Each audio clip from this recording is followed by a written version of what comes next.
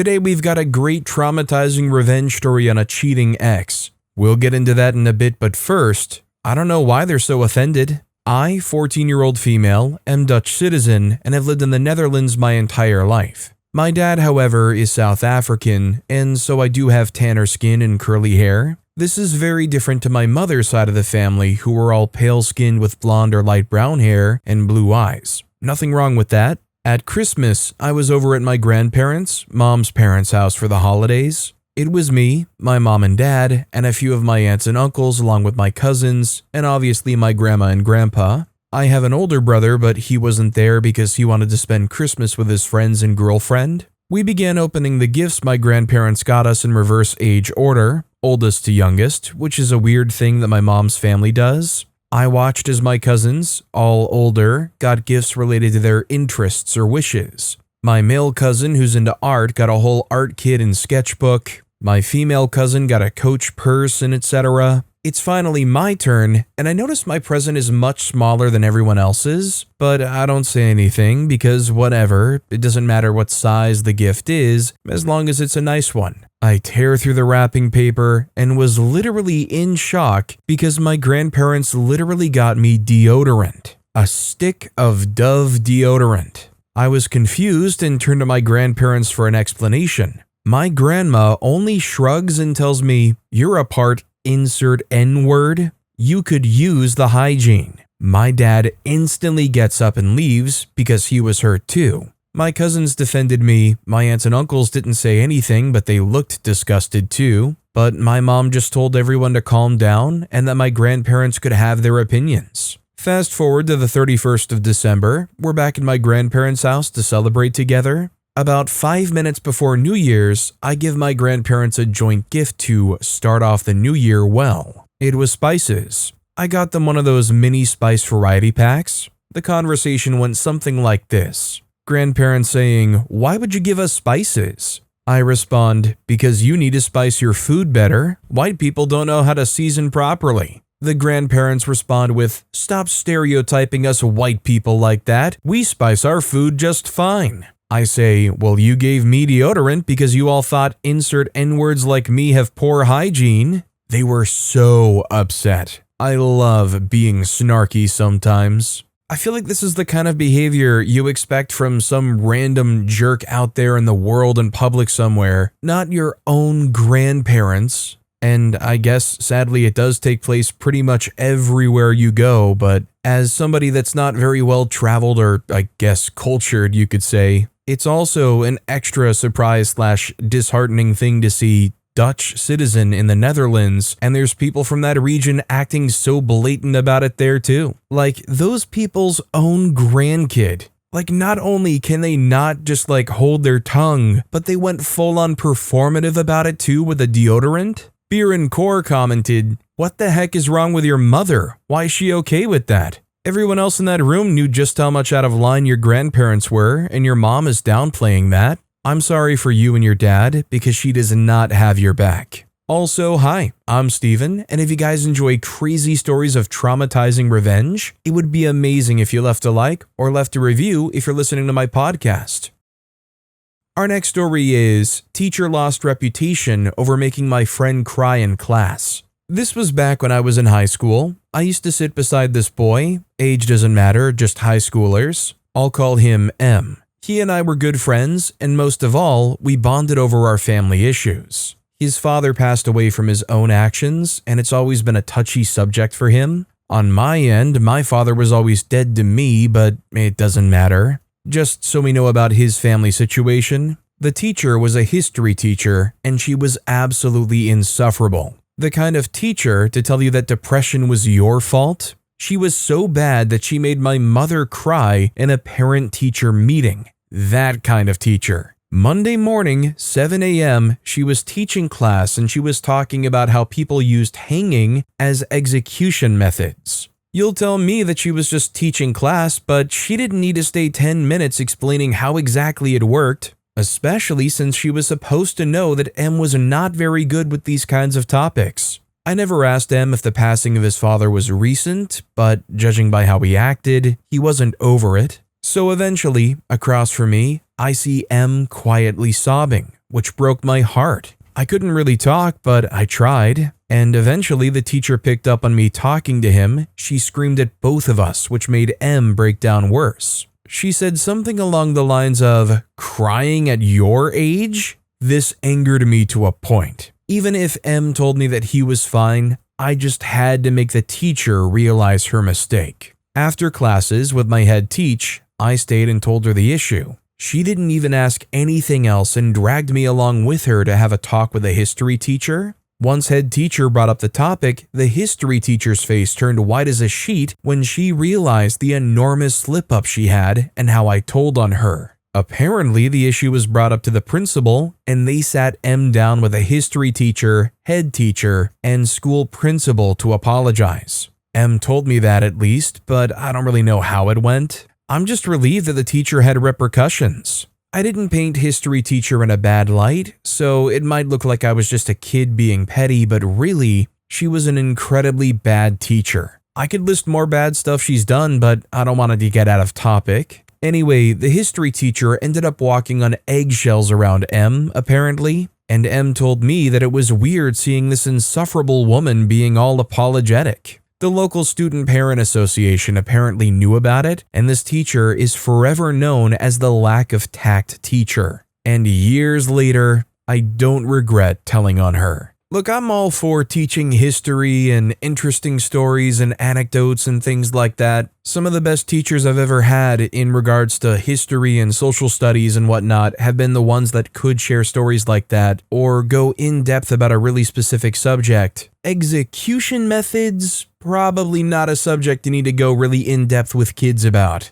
Woman in question commented, "Some people become teachers simply because they want to lord it over people they think are helpless."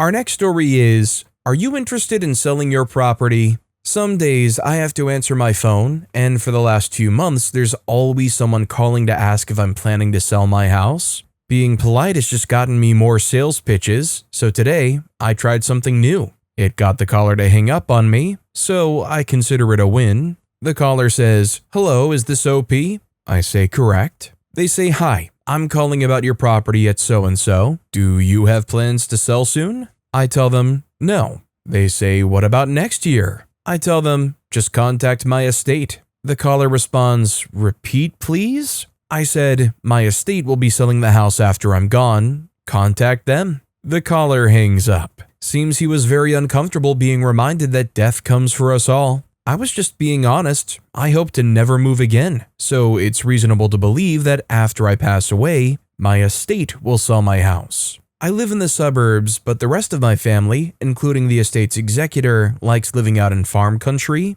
so I don't expect any of them to want to move in. I actually feel like this one is kind of tame. I'm really unsure whether or not the caller was actually traumatized here. Now, if they had called up and asked for OP and OP responded by shuffling the phone around and saying, "Oh my god, the blood is everywhere, hold on," then that might have been traumatizing. Blueberry Yogurt Cup commented, "We mostly don't answer numbers we don't know, but sometimes my spouse will say, in this whiny voice that grates no matter who is pitching what, 'Oh, I'm so glad you called. No one ever calls me now, ever since my surgery. Oh, did I tell you about the surgery?' And then does at length, including the details where they brought in a second surgeon to help find the other bits they had to remove that weren't in the usual place. Gory. Our next story is, no, I'm not putting the kitten back on the street. I found a kitten in the road in the neighborhood next to mine. He was no more than 3 to 4 months old and was extremely friendly. I know a fair bit about cats, and he was obviously either a lost or recently dumped cat. He wasn't wearing a collar, so I asked everyone walking by if they knew the owner and knocked on the door of the yard he ran out of, but no one recognized him. I called a friend who works in kitten rescue, and she confirmed that he looked too young to be outside on his own and agreed that I should take him to the local municipal shelter. I arrived at the shelter and explained to the intake worker what happened. She is obviously not in a good mood, which, fair. I bet she sees a lot of bad things. After I finish, we have this exchange. She says, "He's probably an outdoor cat. You should put him back where you found him." I tell her, "But he looks too young to be an outdoor cat." I wouldn't have brought an adult in, but I've never seen a kitten this young be out on its own. She says, we're full and you probably took someone's cat. He probably lives there. I say, can you please check for a microchip at least? He could be lost. She says, fine, do whatever you want. I'm not going to argue with you. Fill this out while you're waiting and give me the cat. It'll be a while before I can get to you. She gives me the intake questionnaire and walks away. I'm pretty shocked by this and text my friend for advice. My friend tells me not to put the cat back and is furious at the shelter worker for even suggesting it. I fill out the questionnaire and she eventually calls me back up, still as brusque as she was before. She says, he doesn't have a chip. We're really full, but we can take him in as a stray. I say, okay, I think that would be good. I'm happy to pay the owner's surrender fee. She says, no, that's not necessary, but I can't guarantee what will happen to him here. At this point, I've had an hour to stew in the waiting room, which is a place I'm familiar with and not in a good way. So for once in my life, I say the witty retort in the moment instead of thinking it 3 hours later. I say, well, the last time I was in this room was to pick up the remains of my cat who got out of the house and was brought here DOA. So hopefully we can spare this cat from the same fate. She was a lot nicer to me after that. Anybody else out there hearing the story have their hands on their heads like, oh no, do not surrender that cat there? Like, as soon as this lady says, well, we don't have any room, so I can't guarantee what'll happen to him, that's when you take that cat and you just try to figure something out in the meantime while you try to find a clear, no putting down shelter. Like MN commented, I can't guarantee what will happen to him here is code for he's probably going to get put down because we don't have enough space to take him in. Our next story is the time I simulated 2 electrical plugs hooking up for a customer. Okay, this story goes way back to the 1990s. I was working for an equipment rental store helping weekend warriors do home improvement projects. We rented heavy construction gear like backhoes, excavators, dump trucks, and so on, but we also rented to homeowners with stuff like rototillers, lawnmowers, pressure washers, chainsaws, electrical tools, hand tools, and so on. Basically, we rented a lot of stuff. One of our jobs was instructing customers how to use a tool. We would get many questions, mainly from homeowners if they've never used that piece that they're renting. Case in point, chainsaws. I hated renting chainsaws to first-time users. So on to the story. A young couple walks in and was inquiring about renting a hardwood floor sander and edger. This type of project was very popular at the time. They were a good ROI. The instructions continued with me demonstrating how to set up and use. We had a small corner in the building with a test demo floor that customers could get the feel on how it works. I also explained that the unit came with a 50-foot heavy-duty extension cord and not to use any other extension cord because of the larger-than-normal power draw.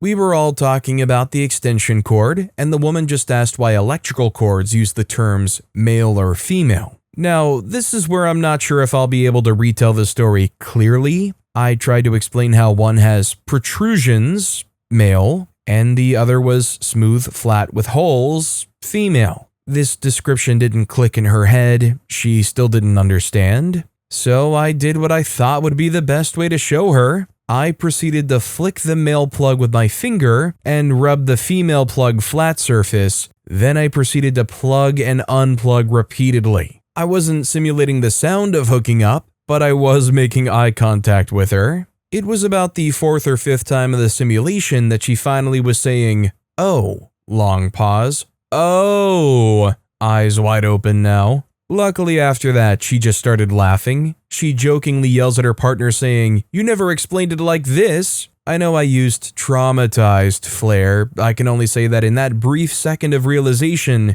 she was temporarily traumatized. Here's the thing, was it necessary for OP to specifically flick and also rub? You know what, at least OP didn't go any further than that. You can fill in the blanks on what OP could have possibly have done next. Rasho commented, "Years ago I worked in the vitamin department of a health food store. I had an older couple come in who only spoke Spanish. At the time, I spoke very little Spanish, but the girl who could speak it wasn't working. The guy was a farm worker who wanted to do a liver cleanse and wanted some things to improve his liver health due to all the pesticides sprayed on him. Next to the liver cleanses and liver health supplements were the libido pills. He liked the way one of the bottles looked. At the time, my Spanish was not good enough to explain the difference, so I just told him in Spanish, it's not the same type of product, but he was wanting to know what it was for. I kept repeating the same thing. Finally, I lifted my arm up from my crotch and into the air and said, in Spanish,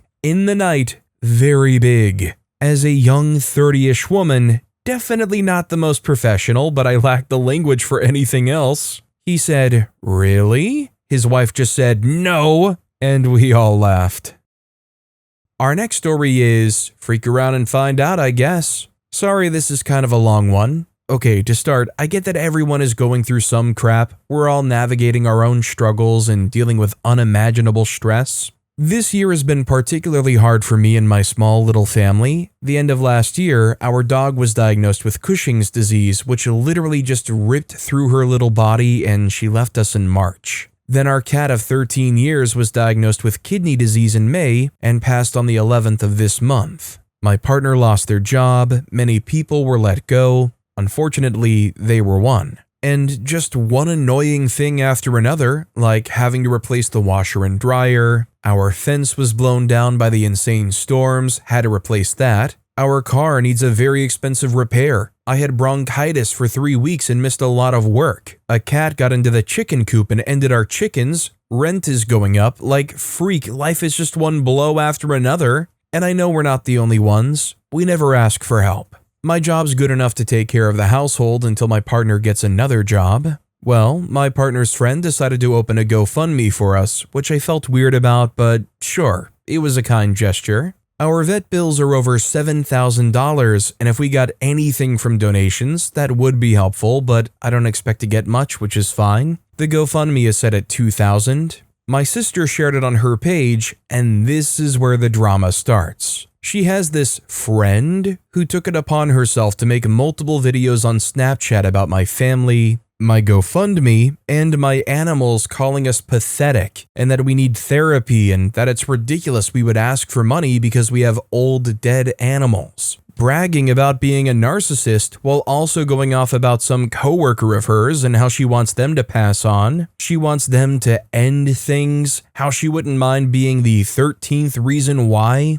I already felt weird about the GoFundMe. Like, we don't expect anyone to donate. It's a completely optional thing. No one's forcing anyone to donate. My sister saw the video and had me go watch it, and boy, did she catch me on a bad day. I screen recorded it all. I then found her on Instagram and saw she was following my art account. I went to her account, and it paints her as this free spirit. Soft, nature, girly, when in reality this girl is very toxic. She has clearly lived a life never being called out and has never had anyone hold her accountable for poor behavior. I contacted her in a way that would make her feel bad for being so hateful towards people in a situation she knows nothing about, saying that there's enough hateful people in the world, why be one? That it must be exhausting being so angry all of the time. That yes, you do have the freedom of speech, but that doesn't absolve you of the consequences of said speech. The next time, she might want to make her profiles private so people don't see the insane content she's making about other people. Here's the thing. She works in my hometown at the only restaurant in this small town that's actually popular. But what she didn't know is that the owner of that restaurant is married to my grandpa's cousin and that multiple of my family members work there. My cousin who works there hates this girl. Apparently everyone can't stand her, and to top it off, she's called out of work 48 times just this year and hasn't been fired. Wild. So I called him, let him know that he has an employee who is posting very concerning content, and that he might need to look into this and see if this girl needs some professional help. I shared that she was saying that she wants a coworker that's employed there to end things. My sister had some books this girl had let her borrow when they were friends, and she wanted to return them. So she went down to the restaurant and brought them in. The girl wasn't there, but the owner pulled my sister into a private area and started talking about the situation, and he even said if she wanted her to be fired, he would fire her. But my sister was like, no, I really don't want that on her conscience, that if she gets fired, it should be on her own accord. She also sent him the videos. Well, she is super mad that my sister and I called her out, that her boss now has her videos, and that everyone in the restaurant knows. She's been telling people that she's planning on suing me, like, okay, baby girl, you've been called out almost 50 times this year, you can't afford a lawyer, and even if she could, they would laugh in her face. She's scrambling to save face, and I just find it incredibly amusing. She's also called out 4 more times since this interaction, making it 52 times, waiting to hear the news that she was finally fired. You know what? I guess to be fair, I wouldn't want that on my conscience either because that lady seems absolutely crazy and I wouldn't want her to have a vendetta against me. But at this point, when she trips over her own feet and gets fired herself, it sounds like she's already painted her scapegoat. Best of luck to OP and their family in dealing with that crazy lady. The Lady Thunderfunk commented, even if she doesn't know the owner is related to you, how does she not know that multiple coworkers at the restaurant are related to each other? OP replied, I live in a different state and I don't think she realized who I was and who she was talking crap about until I called her out and made it clear she works with my family. And yeah, she got scared after that. Our next story is X cheated, the universe threw out a lifeline. This was years ago, maybe 15 at this point while we were both in the army. I had an ex, we'll call him Merv, who I'd been dating. Looking back, I realized what a horrible person he was, but at the time, I was charm blind. He insulted everyone around him like they were beneath him. He told me that I looked like a teenaged boy, which weirdly helped me figure out my non-binary self. He always had to be in charge and was always right. And if you questioned him, he just threw out Bible verses. Anyway, after 4 months, Merv informed me that he had met someone at leadership training who he thought might be his perfect match, but she'd been married. We'll call her Nara. He had been at this training the month prior, so while we were dating, and it hurt to hear him talk about this woman like that, well, it got worse. Nara had emailed him and let him know that she had gotten a divorce from her cheating husband, and did he still want to try things out? He said that he was thinking about answering yes to her, but didn't want to just break things off with me.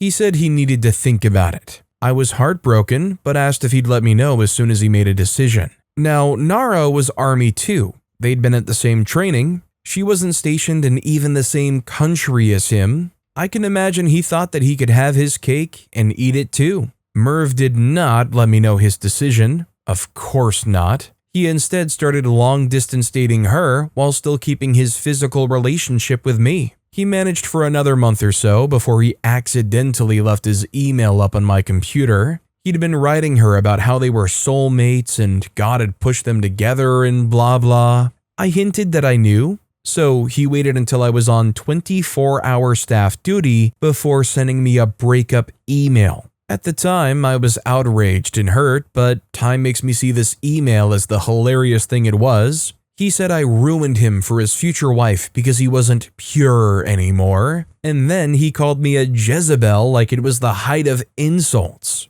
I was mad, but generally let it go. I had a kid at home. I had a life to get back on track. But a week or so later, Facebook suggested Nara as a possible friend. At first, I was upset. I didn't want anything to do with her, but then I remembered her husband she had just gotten divorced from had cheated. Her email with Merv had even said how much that had messed with her, so I DM'd her. I let her know who I was and what Merv had done to the both of us. I had taken a chance that she had no idea he'd two-timed us. Good news, she hadn't. She was upset but thanked me for helping her escape a repeat offense. She promptly blocked Merv on everything. He proceeded to send me angry messages about ruining his relationship. I just didn't care by that point, and he left the country shortly after that. I don't really date anymore, and I have issues with cheating. However, I always look fondly on that one time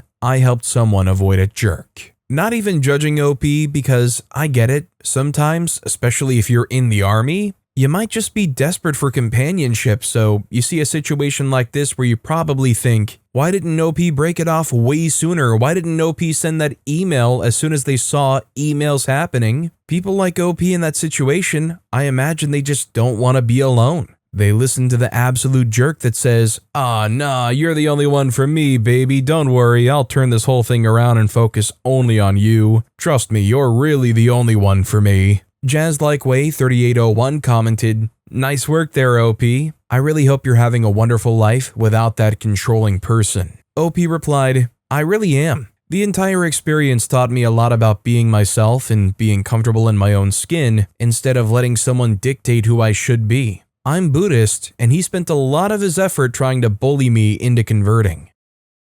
Our next story is, I Don't Approve. When I worked for a hospital many years ago, there was a coworker who was disabled after a long-term illness as a child and wore leg braces to walk. Think cerebral palsy, but that wasn't what the illness actually was. Because of this, people treated her like a delicate flower no matter how rude, brash, crass, or hateful she was with the things she said, as she felt her disability protected her and you'd get in far more trouble if you assaulted or cursed out a disabled woman. She also claimed to be an evangelist and did and said things that would make the devil blush. She had it bad trying to tell people how to live their lives in a godly way, and she acted as the so-called moral police for the younger people. Or so she thought. She told all of her business at work. Her issues with her eldest son, the younger son trying to be a thug, but her pride and joy was her only daughter, who could do no wrong. Well, this daughter decided to get pregnant while being unmarried and still living in the mother's house. The kid's dad was a deadbeat who did absolutely nothing for the little girl. Enter me. I had a boyfriend of 3.5 years at the time who ended up being my husband a mere 7 months after we moved in together. I had mentioned to my coworkers we had decided to move in together as it didn't make much sense paying rent in 2 places as we were together all the time anyway, and decided to make those 2 rents become 1. Immediately, the fake evangelist starts in. She stated in this tone of voice that she didn't approve of me moving in with any man who wasn't my husband, as if she were my mother, and that premarital hooking up was a sin before God. Oh, why did she say that? I turned around and had to remind her, ma'am, your unmarried, pregnant daughter is in your house right now on welfare with no baby daddy in sight, and your eldest son is not your husband's. As a matter of fact, he was the kid of a high school boyfriend who left your butt before he was born, and correct me if I'm wrong, but you married your younger son's dad 2 years after he was born.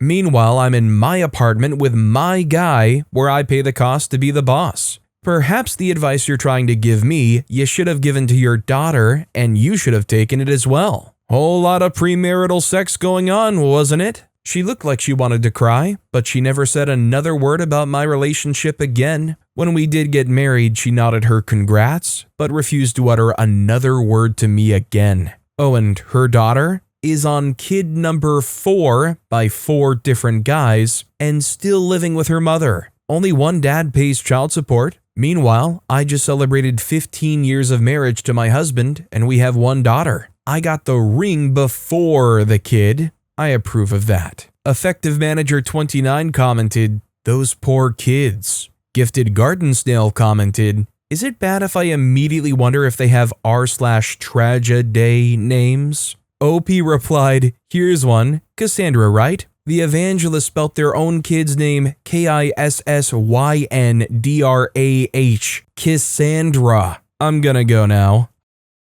Our next story is Exploiting Stereotypes Justifiably. Back when I was in elementary school, I was subjected to the whole "do you eat cats and dogs" routine, which is apparently a classic when you're one of the few Asians in your school or town. It started out as garden variety teasing, but over time, it became less and less innocuous with kids straight up accusing me of it. I tried the route of reasoning and explaining that I obviously didn't eat pets. You can imagine how effective that was. Eventually, I got so fed up that I would actually respond with, "I lied. I actually do, and I'll gladly eat yours." Other variants included, "I actually had yours for breakfast." Never got asked that question again. In fact, I still recall getting a bunch of disgusted looks or awkward laughs because people didn't actually expect me to, well, admit it. If you can't beat 'em, join 'em. Wish I had this much class as an adult. Fun times. Like, I know kids are dumb, kids aren't all that bright sometimes, but what is being put in these kids' heads by, I'm assuming, their parents or something they're consuming, that makes them go up to the one Asian kid they know and say, "Do you really eat cats or dogs?" Like, is it just a dumb rumor that spreads around the schoolyard because OP is Asian? It just makes me want to perpetually facepalm. Mara Sutteridge commented, "What makes this effective is that it kills the expectation. They want denial or discomfort, not a response that makes them suddenly feel stupid for asking." But with that being said, that's all the time we have for today. Now, if you want to hear another absolutely crazy traumatizing revenge story, check out that video on the left. Or if you missed my latest video, check out that video on the right. That said, I'll see you all next time with some more stories.